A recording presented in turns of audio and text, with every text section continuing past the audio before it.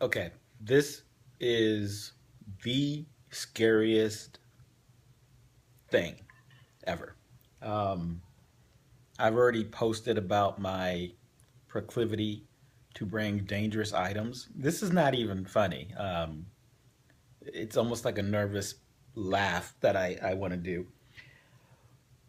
Anyway, I brought in my toy guns and they were confiscated, as is everything that I bring to the airport confiscated every single time.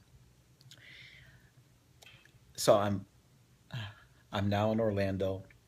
I'm unpacking my carry-on, and look what I see at the bottom of my carry-on bag.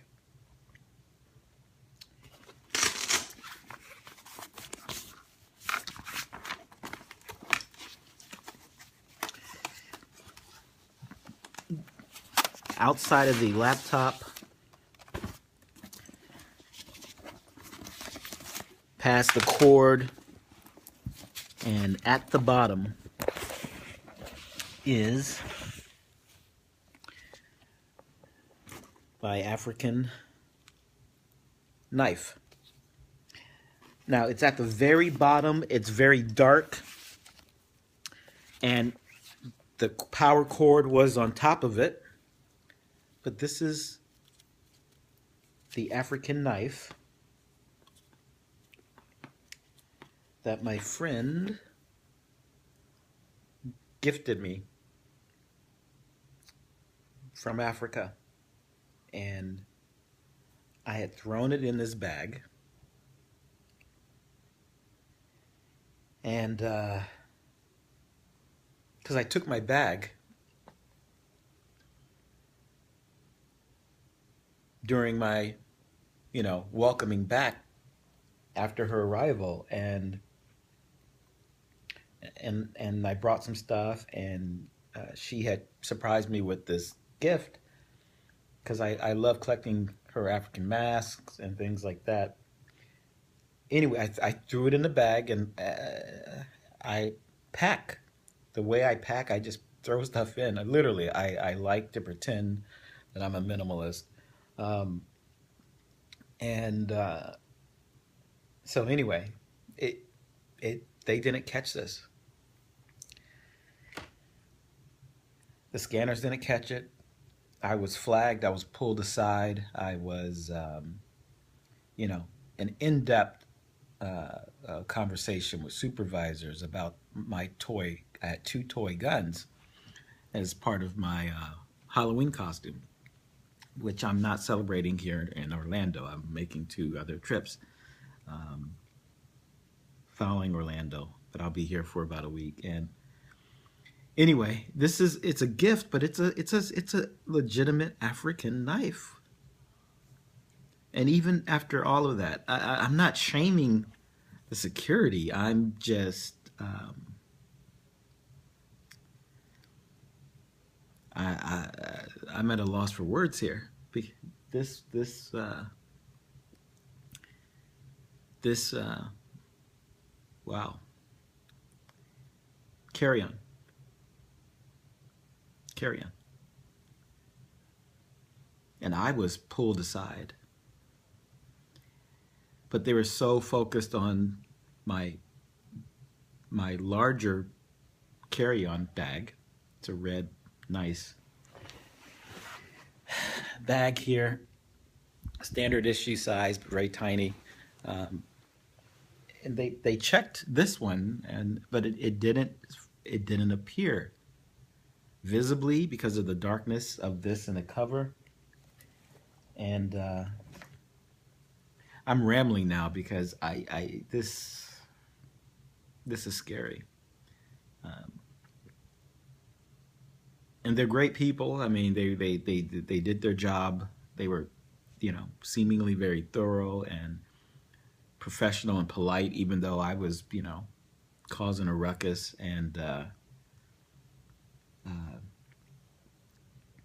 this is just scary. I'm scary. The whole process is scary. But, you know, we make such a big deal about security, and it's really just our sense of security.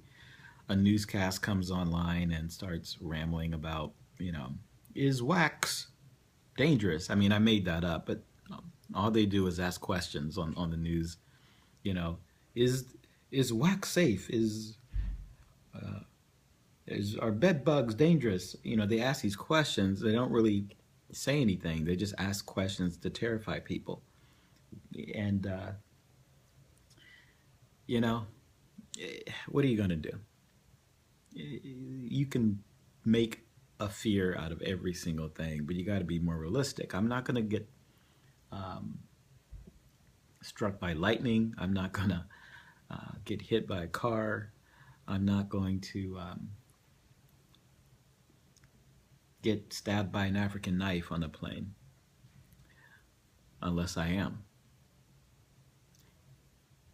But I can't spend 99% of my time worrying about these 1%, you know, less than 1% risks. You can't live your life that way. Um, so I don't know what I'm supposed to learn from this other than it's a scary thing to see how random danger and violence can be. But it's not a way to live a life. That's what I'm taking away. Um, you can't spend your life hiding and not flying and not going out there because of the randomness of life. The randomness of life is just motivation to experience and enjoy the randomness of life and to mix things up a bit. But I realize I'm rambling because it's just shocking when I saw that. And um, yeah. But anyway, I'll be going to Dallas, Ebola Center. Um, Dangerous. I mean, my friend just got back from Africa. This knife thing. I'm heading to Dallas. In addition to Colorado, etc. But uh, it makes me think that these are potentially bad omens, but not really. The last time I was in Colorado, it was during the flash floods. You know, Colorado Springs specifically, and I was right there, and it was all over the news about the intensity of the flooding, just you know, dangerous levels of flooding. Uh, and you know what I took out from that experience?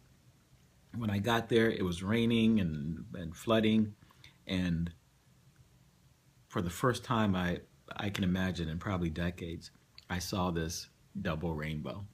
You know, out of all of that darkness, there was this beautiful randomness of a double rainbow. Live your life for the double rainbows. Don't live your life for the floods. That's all. Ciao.